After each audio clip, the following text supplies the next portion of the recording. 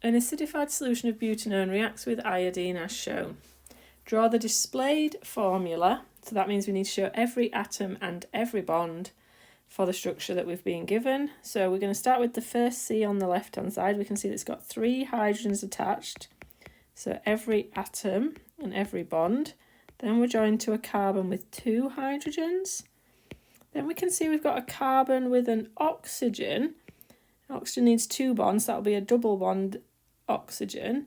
And then a carbon with 2 hydrogens and an iodine. Make sure that every bond is shown. And then it says give the name. So we want to give the functional group with a ketone the lowest possible number. And so we're going to start numbering from the right hand side. So this is going to be carbon number 1. Then we've got 1, 2, 3, 4. So 4 makes it bute. We can see that the carbons are joined by single bonds, so we want to say butan. We can see that there's a ketone, so there's double bond O on the second carbon, so butan 2-one.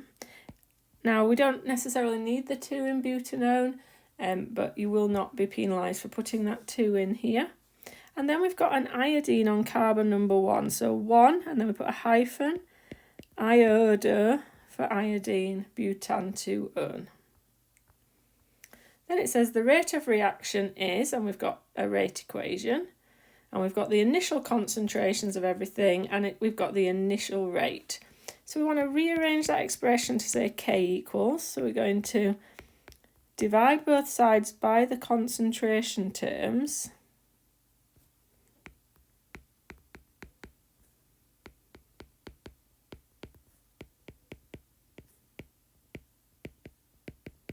Then we're going to substitute in the value. So we've got the rate, 1.45 times 10 to the minus 4. And then we've got the concentration of our butanone, 4.35. The iodine concentration is not necessary because it looks like the iodine is 0 order. The hydrogen ion concentration is 0.825. So you want to put that onto your calculator. Again, I would use the fraction button so that you don't come unstuck with the standard form. And the calculator is saying 4.04 times 10 to the minus 5.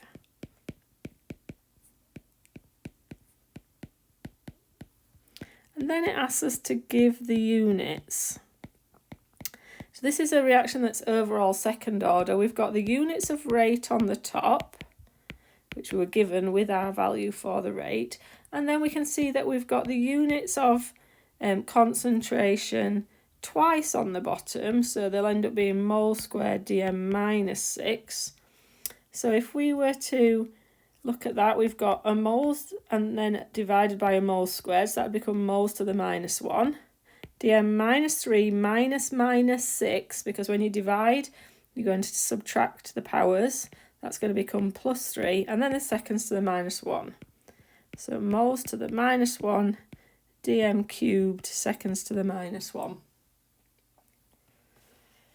So to calculate the initial rate when the concentrations are half. So there's 2 ways you could do this. You could use your K value.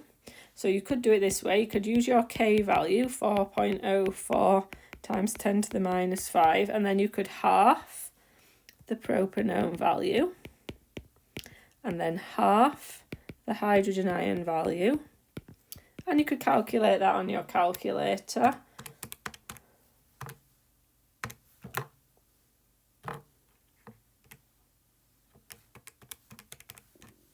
And I'm just typing in my numbers, and if I do that on my calculator, I get 3.625 times 10 to the minus 5.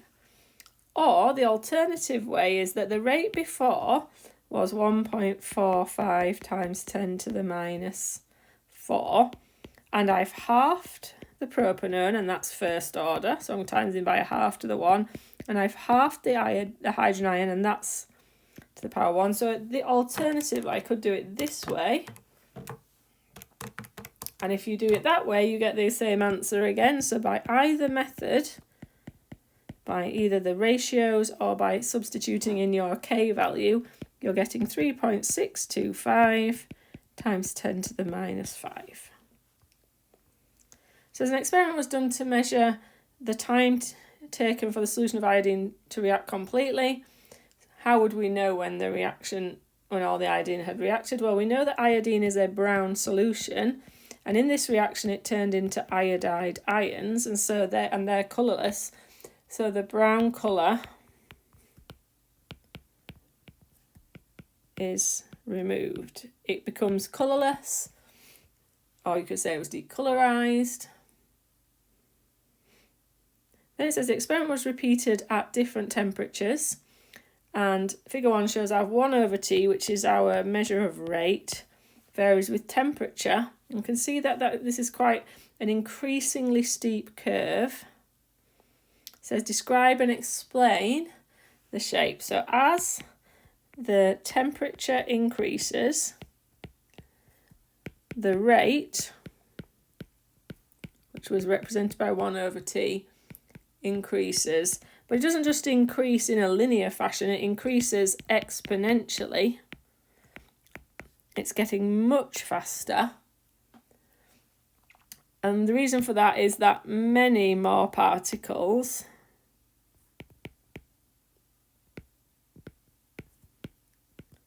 have energy greater than or equal to the activation energy.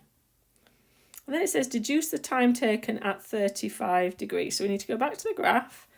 We need to grab a ruler. We need to go at 35 degrees. So we need to put the ruler at 35, and we need to go up to the line, and then we need to read across from the line at 35, and nicely it's right on the squares. So it's 0.03. So at 35 degrees C, 1 over T equals 0.03. So T equals 1 divided by 0.03. And if you do that on your calculator, you get 33.3 seconds.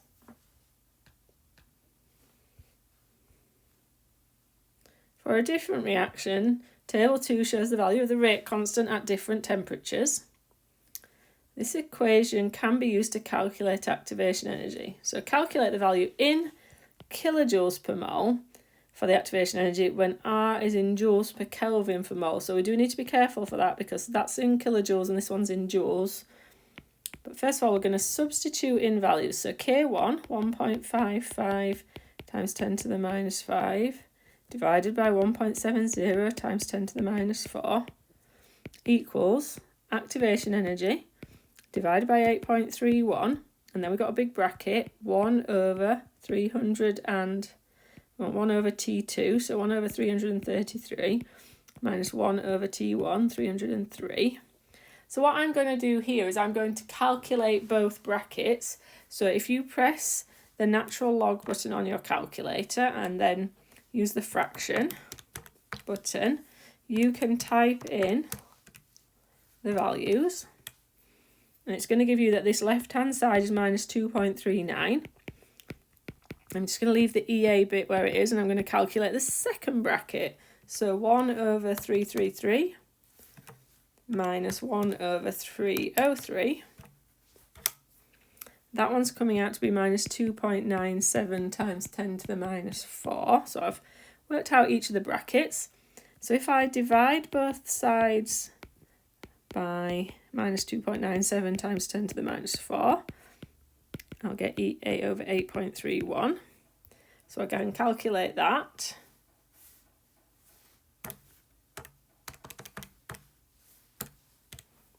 So I'm getting 8,038.287 equals EA over 8.31. So I'm going to multiply both sides by 8.31. And I'm going to get 66.8. Well, I'm actually getting 798. This would be in joules per mole because the gas constant's in joules. So to convert to kilojoules per mole, we're going to divide by 1,000 and get 66.8 or 66.9, depending on how much rounding you've done.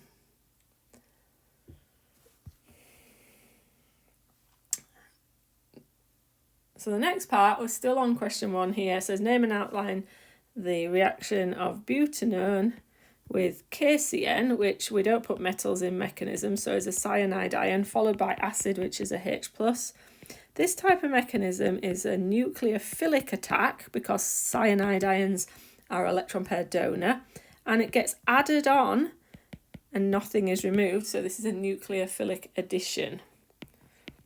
So if I just draw out my butanone,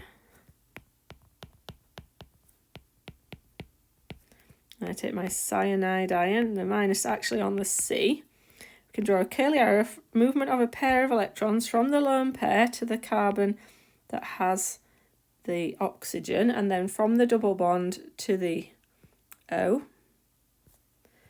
What that does is that opens up the double bond. That curly arrow moves a pair of electrons from the bond onto the O, and that makes that O negative. And we've added the cyanide via the C. And then that is going to be the followed by acid. We're going to pick up the proton